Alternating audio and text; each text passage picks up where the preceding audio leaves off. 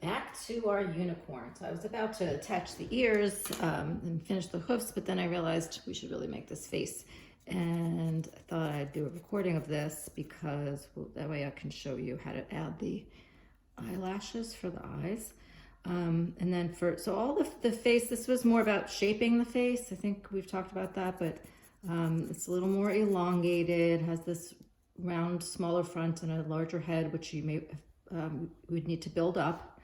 But now we're at the part where we would apply the detail. And I'm just gonna poke this a little more because I feel like this is, because it's mushy, the nostrils, when I go to poke the nostrils in, they could just disappear. So the finer the detail you have, the more of a firm surface you need to apply it to. So I'm gonna poke this a little more. Try to get this more in the center of the frame for a change. Okay, and then I can't decide whether I want these nostrils and mouth to be the light pink or the bright pink, but for now, since this one I had to match the hoofs, I'm gonna do it in the purple because I think it's just gonna show better for the video, and I could change it later. That's another beauty of all this stuff. I mean, no matter how hard you felt it in, you could either cover it with another color or, you know, really pull it off. So I love how you never have to, there's no mistake or it's too big to fix or a change that you can, if you change your mind, you can just change it. Okay, so I knock things over as usual. So I'm gonna first, as I always do with facial features, is mark them with a needle first. So if you could see, I made, poke a little harder, you can get up to make a mark, see that? And then I'm gonna take little bits of wool and poke them in there. And then even though as tiny as these are, I'm gonna go around the edge, like I've shown you, to get it to nice, smooth, very tight edge there, not just a blob. So I should demonstrate what happens when you have a really soft surface and if you put a really tiny piece of wool into a really soft surface, it just disappears into the middle. And you have, oh, where'd that go?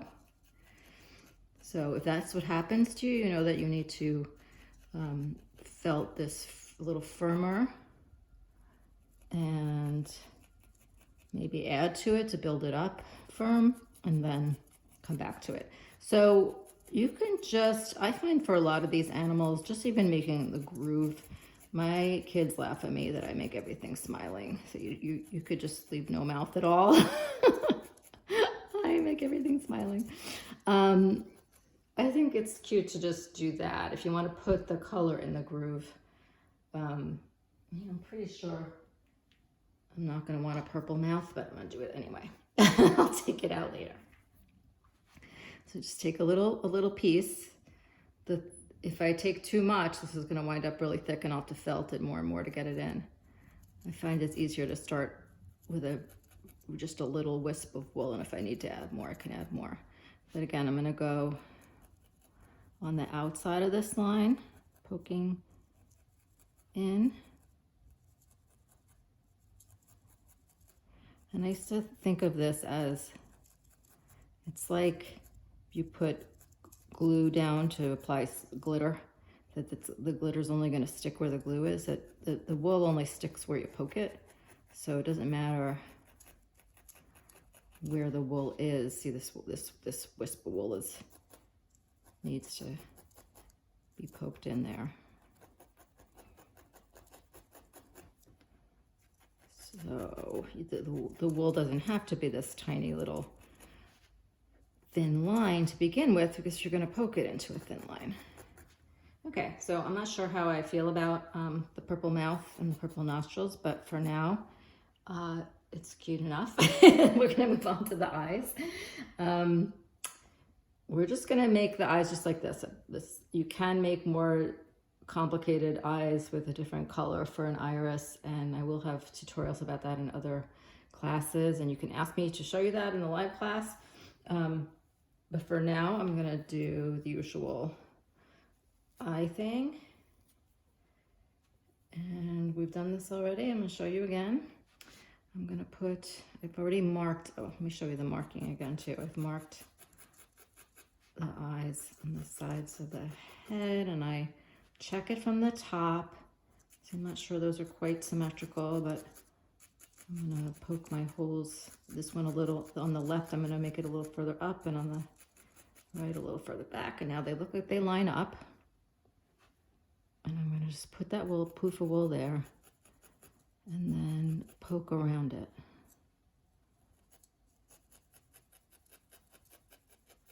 And you see I'm poking underneath this poof of wool. And then I'm gonna go over the center. Like I said, go over the center with your needle angled toward the center so you don't wind up, you could easily, like if you poke out, you're gonna wind up having these stray strands of wool. I really need to record a video where we talk about different kinds of wool and breeds of sheep and all that stuff. I haven't done that yet. This is mostly Maori wool that we've been using. It's Maori batting. And I'll explain the difference. When we do I'm gonna do a video very soon for the unicorn mane, and I'll explain the difference between batting and roving in that video, if we haven't already talked about it live. Okay, so there's one eye. And I guess I've just been doing one. I know it's tricky to get them symmetrical, and it's really just a matter of continuing to look back and forth at them and pay attention to matching it up. But for now, I just want to show you adding eyelashes and then the highlight for the eye.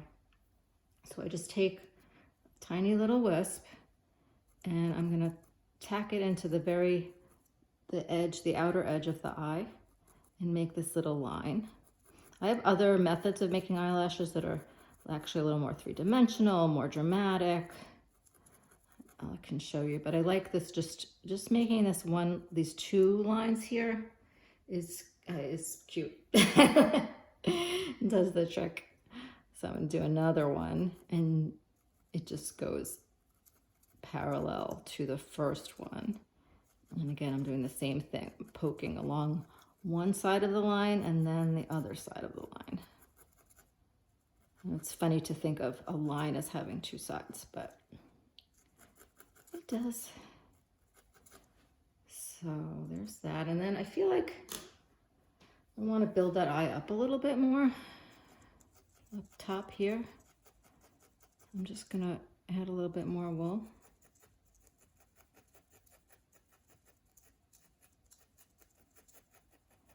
Make it a little rounder and poofier at this top now that I poked in with the eyelashes.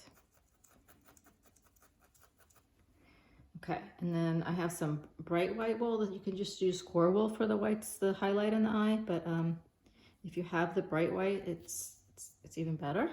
Whoop. Tiny little piece. Sometimes you can make like a really big highlight on the eye and it looks very cute. It makes it extra cartoony, but if you make this small little highlight,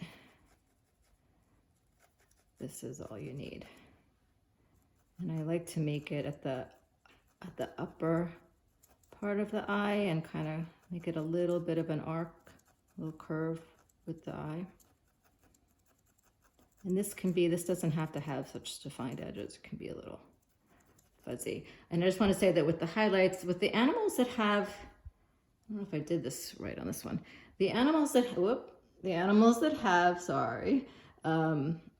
eyes on the sides of their head, you make the highlights on the highlights would be coming, it's the light. So imagine the light is coming from one direction. So I'd make them on the outer edges of both eyes. On the animals where it's, where the eyes are on the front, I would make it on the upper right on both.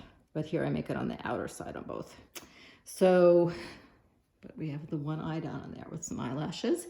And I'm gonna leave it for the next video for us to attach ears and make the unicorn horn.